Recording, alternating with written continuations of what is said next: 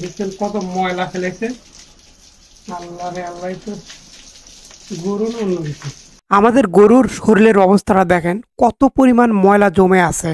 দুই একদিন পর পরই গোসল করে দিতে হয়। এই যে এই গরুটা ভয় পাচ্ছে কেন জানেন? ও জানে যে আমি গোসল করে দিতে আসছি, সেই কারণেই কিন্তু ভয় পাচ্ছে।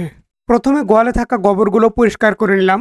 পরিষ্কার না করলে গোবরগুলো মাঠে চলে যাবে। তাছাড়া সংযুক্ত পাইপটা তো নষ্ট হবেই। এরপর ফিতে পাইপটিকে পানির পাইপের সাথে সংযুক্ত করলাম।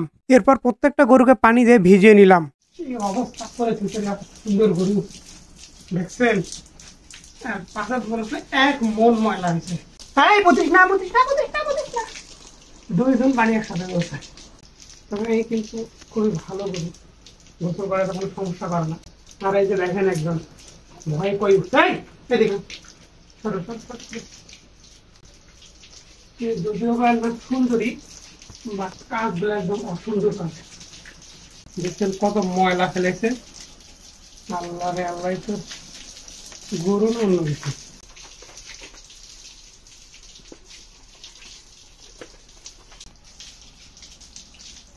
একবারে ঝকঝকা পরিষ্কার হয়ে গেছে এই লেজটা। সুন্দর করে পরিষ্কার করার জন্য হুইলও ব্যবহার করলাম। গরুর শরীর যদি হুইল দিয়ে পরিষ্কার করা হয় সেক্ষেত্রে জীবাণু মুক্ত হয়। আলহামদুলিল্লাহ, গরুর গোসল করা শেষ হয়ে গেল আমার। এরপর গরুর থাকার ফ্লোরটা সেটা সুন্দর করে পরিষ্কার করলাম। বাইরের দিকে আবর্জনা দিয়ে ভর্তি হয়েছে এই গর্তটি, সেটাকে পরিষ্কার করে দিচ্ছি। এই ট্যাঙ্কটা আবর্জনা দিয়ে ভর্তি থাকলে কোনোভাবেই পানি বের হয় না, এই জন্য এটাকে ঠিকঠাক করে দিচ্ছি। এটার উপর সুন্দর করে একটা ঢাকনা দিলাম যাতে করে কোনো মুরগি যেন সেখানে না পড়ে। পালা থেকে খড় নিয়ে আসলাম গরুগুলাকে দেওয়ার জন্য, আর ওরাও জানে গোসলের পর আমাদেরকে খেতে দেয়, এজন্য আমার দিকে তাকিয়েছিল।